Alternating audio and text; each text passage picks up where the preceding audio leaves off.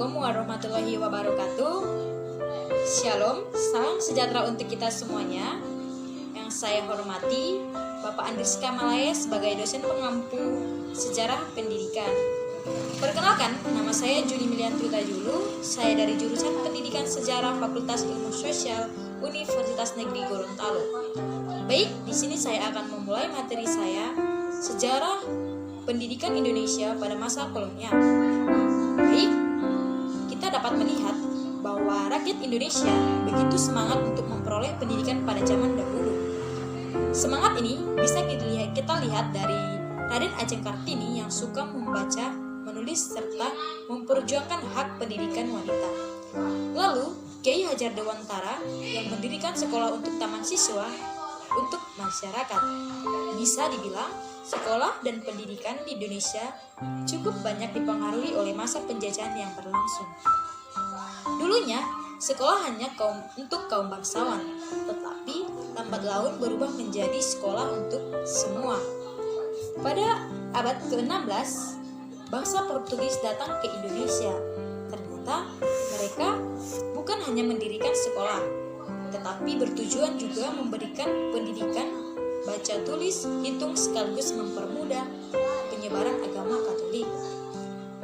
Di sini kita bisa lihat bahwa ketika Belanda memasuki Indonesia, kegiatan sekolah oleh Portugis ini berhenti digantikan dengan sekolah yang dirintis oleh Belanda, masih balas dengan keagamaan.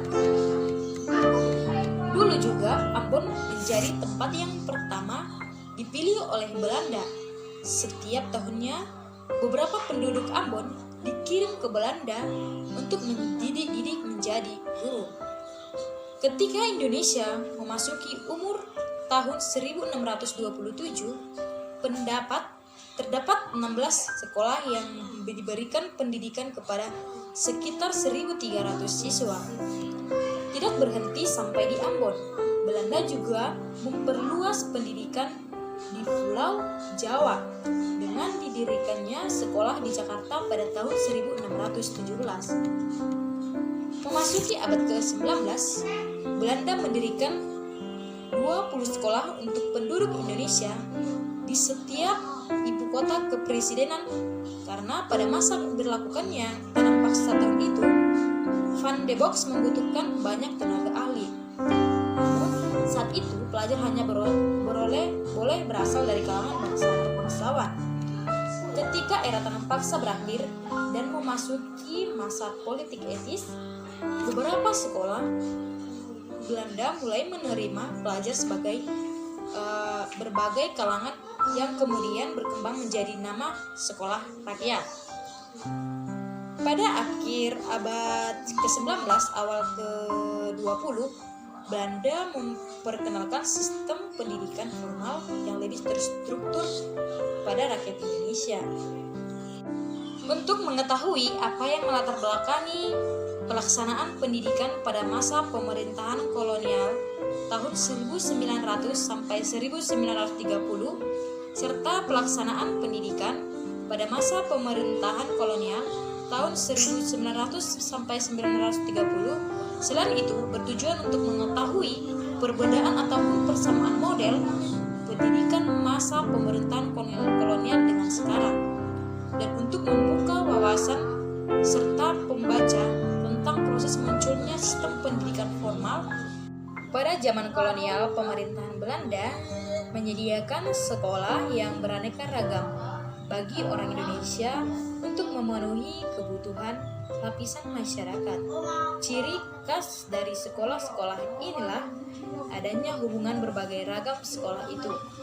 Namun, lambat laun dalam berbagai macam sekolah hanya untuk terbentuk dari hubungan-hubungan sehingga sebagai suatu sistem yang menunjukkan bahwa sekolah itu menunjukkan pendidikan bagi anak-anak Indonesia yang terbatas pada pendidikan rendah dan akan berkembang secara vertikal anak-anak Indonesia yang melalui pendidikan dan dapat mencapai pendidikan tinggi sekalipun pendidikan yang sulit dan sempit.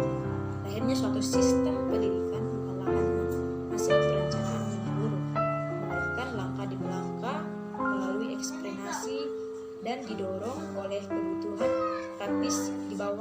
pengaruh kondisi ekonomi, sosial, dan politik. Pada tahun 1826, lapangan pendidikan dan pengajaran terganggu oleh adanya usaha-usaha penghematan. Sekolah-sekolah yang ada hanya bagi anak-anak Indonesia yang memeluk agama Nasrani. Alasannya karena adanya kesulitan finansial yang dihadapi orang Belanda sebagai akibat perang Diponegoro yang kemudian menelan sebagai banyak korban serta peperangan antara Belanda dan Belgia. Kesulitan keuangan ini menyebabkan Raja Belanda untuk meninggalkan prinsip dan menerima rencana yang ditinggalkan oleh raja-raja dengan jajahan Belanda di Afrika Serikat. Pendidikan pada masa penjajahan Belanda pada awalnya hanya digunakan untuk memenuhi kebutuhan bangsa Belanda di Indonesia. Pada perkembangan selanjutnya, pendidikan digunakan sebagai alat penjajah untuk mencetak tenaga kerja murah atau pegawai rendahan yang sangat diperlukan untuk perusahaan-perusahaan Belanda.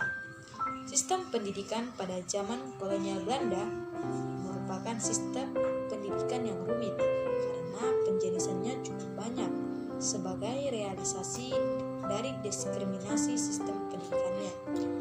Tujuan kebijakan politik pendidikan yang dibuat dan diterapkan oleh Belanda semata-mata hanya untuk kepentingan pemerintahan kolonial Belanda.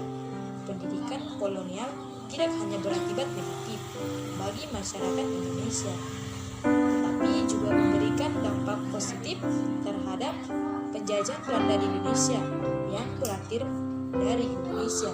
Mencapai kemerdekaan sebagian penduduk di Indonesia, khususnya di Jawa, sudah tidak menderita tuna aksara atau buta huruf lagi, karena penduduk Indonesia telah lama mengenai pendidikan untuk sekolah.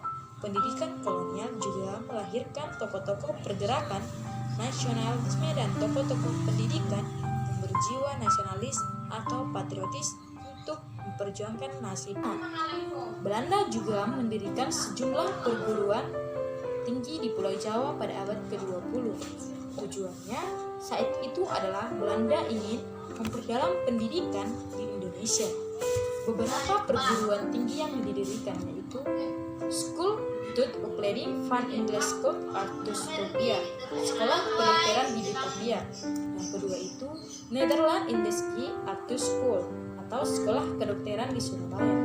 Yang ketiga itu Rechtshogeschool School atau Sekolah Hukum di Batavia. Yang keempat itu De Technische Hogeschool atau Sekolah Teknik di Bandung. Ketika Belanda menyerah kepada Jepang di Kalijati, Subang, sistem pendidikan di Indonesia pun diambil oleh ahli Jepang. Bedanya, Jepang membuka sekolah ini untuk seluruh kalangan masyarakat, bukannya hanya bangsawan juga. Kita juga dapat melihat bahwa Jepang menyediakan sekolah rakyat atau Koningaku sebagai pendidikan dasar, sekolah menengah sebagai pendidikan menengah, dan sekolah kejuruan bagi guru. Jika pada masa penjajahan Belanda, bahasa utama yang digunakan adalah bahasa Belanda, maka pada saat itu penduduk Jepang berubah menjadi bahasa Indonesia sebagai bahasa utama yang diikuti bahasa Jepang sebagai bahasa kedua. Selain itu, Jepang juga menanamkan ideologi atau kebangsaan dengan melakukannya tradisi seperti menyanyikan kebangsaan Jepang, senam, dan menggunakan lagu Jepang, mengibarkan bendera penghormatan terhadap kaisar.